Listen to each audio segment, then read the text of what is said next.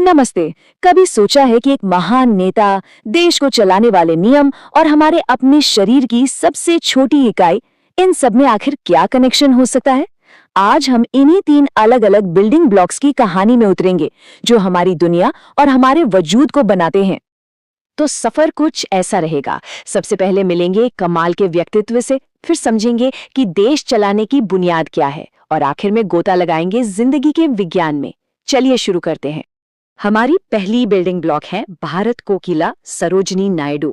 देखिए, वो सिर्फ एक कवयित्री नहीं थी, बल्कि एक ऐसी जबरदस्त लीडर थी जिन्होंने आजादी की लड़ाई में महिलाओं की आवाज को एक नई पहचान दी।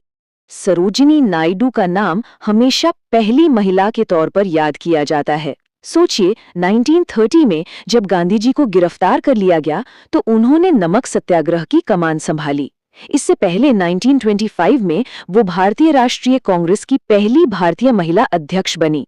और तो और, आजाद भारत में किसी भी राज्य की पहली महिला गवर्नर भी वही थी। ये सिर्फ रिकॉर्ड्स नहीं थे, ये आने वाली पीढ़ियों के लिए दरवाजे खोल रहे थे। और ये बात बहुत दिलचस्प है। भारत में महिलाओं को सम्मान देने के लिए 2 खास दिन हैं। 8 मार्च को तो पूरी दुनिया अंतर्राष्ट्रीय महिला दिवस मनाती है, लेकिन 13 फरवरी को हम सरोजिनी नायडू के जन्मदिन को राष्ट्रीय महिला दिवस के तौर पर सेलिब्रेट करते हैं। उनकी शानदार विरासत को एक सलाम। तो सरोजिनी नायडू जैसे नेताओं ने देश को आजाद तो करा दिया, पर सवाल ये था कि इतना बड़ा देश चलेगा कैसे? इसका जवाब एक किताब में है, जो हमारे देश की नींव है, भारत का संविधान। संविधान के अंदर एक बहुत ही खास हिस्सा है जिसे राज्य के नीति निदेशक तत्व कहते हैं। आसान भाषा में कहें तो ये सरकार के लिए एक तरह की गाइड बुक है, जो बताती है कि कानून और नीतियां बनाते समय किन आदर्शों का ध्यान रखना है। और पता है, ये आइडिया हमने आयरलैंड के संविधान से लिया है। अब इन्हीं दिशा निर्देशों में से एक आर्टिकल का नंबर है ये। संख्या में तो बहुत सीधा साधा लगता है, लेकिन इसका विषय हमेशा से ही चर्चा का केंद्र रहा है। जी हाँ, ये है आर्टिकल 44। ये यूनिफॉर्म सिविल कोड यानी समान नागरिक संहिता की बात करता है। इसका मकसद ये है कि देश के सभी नागरिकों के लिए, चाहे वो किसी भी धर्म के हों, शादी, तलाक और विरासत जैसे पर्सनल मामलों में एक जैसे कानून हों। अच्छा, तो ये कानून बनते कहाँ हैं? भारत की संसद में। और हमारी संसद के 3 हिस्से हैं। एक है राष्ट्रपति, दूसरी है राज्यसभा, जिसे काउंसिल ऑफ स्टेट्स भी कहते हैं, और तीसरी है लोकसभा यानी हाउस ऑफ द पीपल। ये तीनों मिलकर ही पूरे देश के लिए कानून बनाते हैं। संविधान में और भी कई मील के पत्थर हैं, जैसे आर्टिकल 17 जो छुआछूत को पूरी तरह खत्म करता है, आर्टिकल 40 जो गांवों में पंचायत बनाने की बात करता है ताकि लोकतंत्र जमीन तक पहुंचे, और आर्टिकल 52 जो कहता है कि भारत का एक राष्ट्रपति होगा। लेकिन एक आर्टिकल ऐसा है जिसे खुद डॉक्टर BR अम्बेडकर ने संविधान की आत्मा कहा था, और वो है आर्टिकल 32। जानते हैं क्यों? क्योंकि ये हर नागरिक को ये हक देता है कि अगर उनके मौलिक अधिकारों को कोई छीनने की कोशिश करे तो वो सीधे सुप्रीम कोर्ट जा सकते हैं। ये सच में एक बहुत बड़ी ताकत है। तो ये तो हुए देश को चलाने वाले नियम।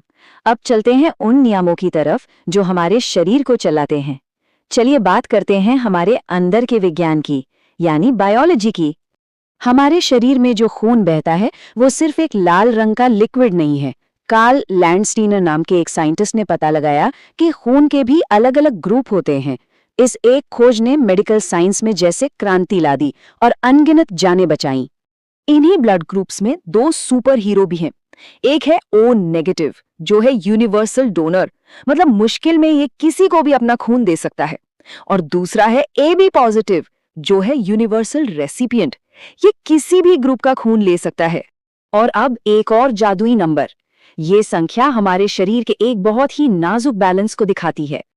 ये है हमारे खून का pH मान, करीब 7.4।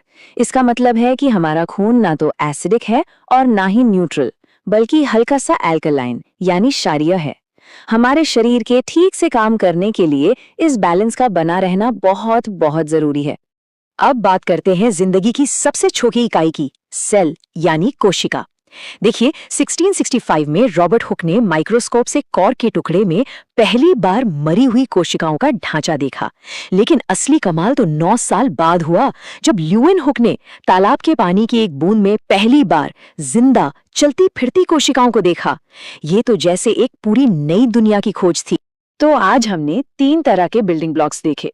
एक महान नेता जिसने समाज को रास्ता दिखाया, एक संविधान जिसने देश को शक्ल दी, और वो कोशिकाएं जो खुद जीवन को बनाती हैं। अब सोचने वाली बात यह है कि हमारी जिंदगी पर सबसे गहरा असर कौन सी चीज डालती है? वो नियम जो हम इंसानों ने बनाए हैं, या फिर वो नियम जो कुदरत ने बनाए हैं? इस सवाल पर जरूर सोचिएगा।